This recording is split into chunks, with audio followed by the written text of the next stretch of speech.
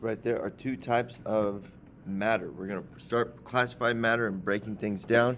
So a matter can be broken down into either a pure substance or a mixture. So a pure substance is only one kind of particle. That particle could be a single atom or a molecule or an ion or different things, but a particle is either an atom or a group of atoms known as that one particle. So the matter has a uniform and a definite composition. It cannot be changed. It is all particles are exactly the same, just like all the gold atoms are exactly the same. All of methane molecules are exactly the same to each other. A pure substance is either an element or a compound. So a chemical process is needed to separate a compound because they are chemically bonded. So there is a chemical process going on, so you would need a chemical reaction to actually separate a pure substance. You cannot separate an element, but you can separate a compound. So for mixtures, they are a combination of two or more kinds of matter, which are each of which will retain its own composition and its own properties. So it's a physical blend with no bonding. There's no chemical bonding going on here, so it's like just a physical bond, if you might think. So a physical process will be able to break it down. So we'll talk about those processes in a second. So again, we just reviewed the pure substance and the mixture. So matter is either a pure substance or a mixture, everything you come in contact with. Now, we can break them down, and we can actually think of the pure substance as either an element or a compound. And we can think of a mixture as either homogeneous or heterogeneous. Okay? And you may have heard of these before. So we'll break these down one by one, and they're pretty simple. So the elements you're probably familiar with. Elements cannot be separated into simpler substance by chemical means. They are a set number of atoms, a set number of protons, and that's just a unique identifier about them. They are the building blocks for all the other substances, and they're found on the periodic table of elements, right? That makes sense. So we use a chemical symbol. We haven't actually talked about that. It's really important. These chemical symbols are super, super important. Please write them the correct way, or else I will count them wrong. So it is either one or two letters representing the element.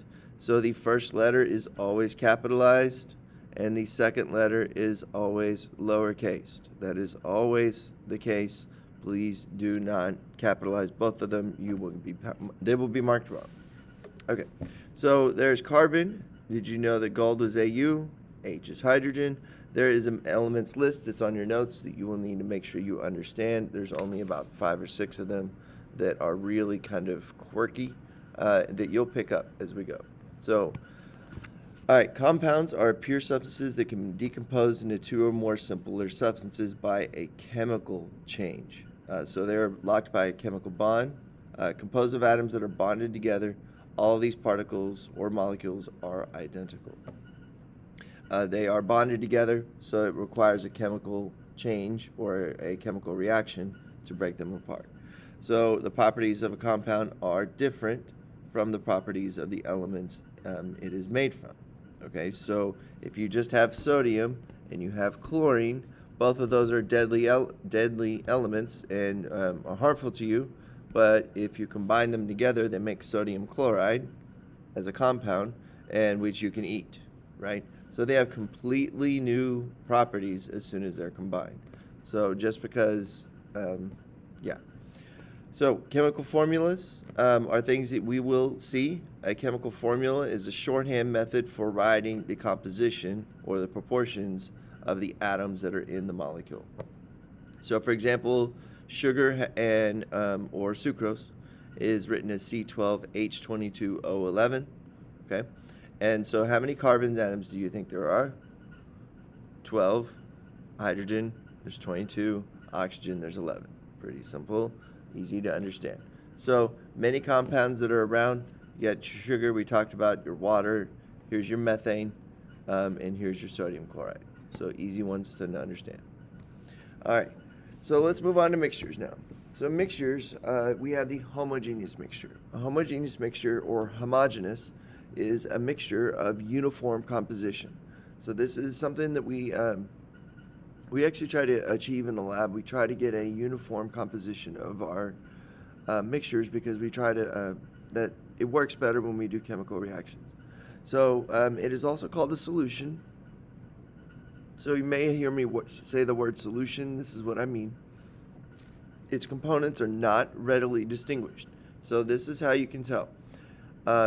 You know that more than one thing is present in this mixture, but you cannot see those different things. For example, we know there is water in here. We know there's carbon dioxide in here because it makes that fizziness, right? And we know that there is sugar in there. We know at least those three things. However, we cannot see those three things. We can see something, but we cannot see those three individual things. So that's what makes it homogeneous. I know those things are there, but I can't see them. So that's what makes a homogeneous mixture.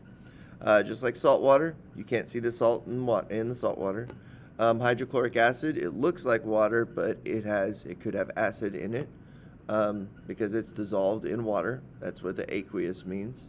So if you, by the way, if you ever see a compound right here, this is a compound, but it has the aqueous right here, AQ. That means that it has been dissolved in aqua, or water, right? Aqueous. So it has been dissolved in water, so acid dissolved in water is a solution, okay, or a homogeneous solution. So good point to see there. It looks like a compound, but it's actually a mixture. Heterogeneous mixtures are mixtures that are not uniform in composition. Its components are readily distinguished. So examples would be trail mix, sand, and maybe this glass, right? So we're all unique and different, and you can separate them somewhat easily, I guess. So a physical properties can be used. So when we can separate mixtures, so there's a few different ways we can separate them. We can separate them by size, we can separate them by magnetism, color, or distillation. There's also another one we'll do whenever in the lab where we'll do some chromatography. I'll show you how we can separate them by polarity, by their actual physical nature. And so distillation is separating a mixture of liquids based on their boiling points, okay? So what you can do here is if you have two different substances that are combined, or a mixture here, let's say you add alcohol and you add water. Well, alcohol has an actual a boiling point a little bit lower than water. So if you heat up both of them, alcohol will boil first, and so it will boil up and it will turn into a gas, and the vapors will come into this little tube here in this condenser, and then it's much cooler here, so it will turn back into a liquid and then drip down into here. So that's a way you can separate alcohol from water. So that is a physical process. There's no chemical reaction going on here. So that's what I mean by a physical process. On your own, how would you separate a mixture of Kool-Aid and ice into its three components? Its three components meaning ice, water, and sugar. Okay, you'd probably take the ice out. You can remove that physically, right? And you can also distill the sugar out of the water, or distill the water out of the sugar. All right, so I'll post this link in Schoology so you guys can check it out. This is more of an optional, check it out on your own time, where he does a lot of mixture separations, converting aspirin into Tylenol. Very interesting video. So the types of separations could be the distillation we talked about. You could also just kind of, use a sieve and separate them out. Or if you had a mixture like this, you could just pluck it out, or use a grabber. So there's lots of different ways you can separate mixtures. So in your notes, there's a space I want you to use squares, circles, or triangles to represent different types of atoms. And I want you to draw an example of a homogeneous mixture, a heterogeneous mixture, an element, and a compound. Okay, welcome back. Did you draw something that looks like this? The element How many of you just drew one little element on there? That's okay. Remember, all of these are the same element, so this is still considered one element. There's many atoms of one element, so that's the element. And so if you look at the compound, they are bonded together, so they're right next to each other, so they're meant to be like bonded, okay? And then a homogeneous mixture would have those two different things, those two different colors. I know I told you to use different shapes, but here we're using different colors. So these different colors are uniformly separated out, and they're separated, but they're not chemically bonded because they're not like actually touching each other. And then the homogeneous mixture is they're not uniformly distributed, okay? So that would be a good way to represent it in a particle view. So we're going to do a little bit of check for understanding. I want you to pause, and I want you to write in your notes. I want you to tell me if it is an element, compound, homogeneous mixture, or heterogeneous mixture. Okay. All right, so carbon is an element. Carbon dioxide, you can tell because that's because it's on the periodic table. You should be able to understand that. Carbon dioxide is CO2. It's a compound because it has two different elements that are chemically bonded. If it has a formula, it's a compound. But air is actually a homogeneous mixture. It has a formula, but there's also another formula. It's a mixture of all these things together. So you can't actually see the oxygen, nitrogen, or carbon dioxide. You can't see those mixtures, so we call that a homogeneous mixture. Salt water, I already told you, was a homogeneous mixture. Milk, what do you think?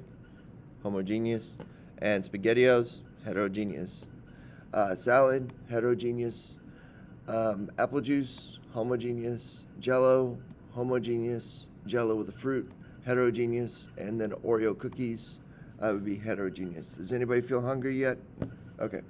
So, on your very own periodic table, I want you to look up, is this an element or a compound? That's obviously a compound, right? You have a chemical formula, so it's a compound. Element or compound? That's an element. That's an element. That's a compound. There's a formula to it. Remember, this is a chemical formula.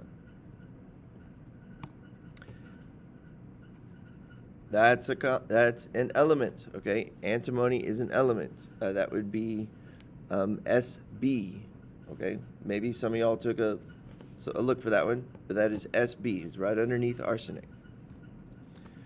Magnesium sulfate. That is a compound. So you have magnesium and you have sulfur and oxygen. That's sulfate. We'll talk about what sulfate is later, okay? But that is actually a compound as well. Typically, there's a space right here that separates a compound.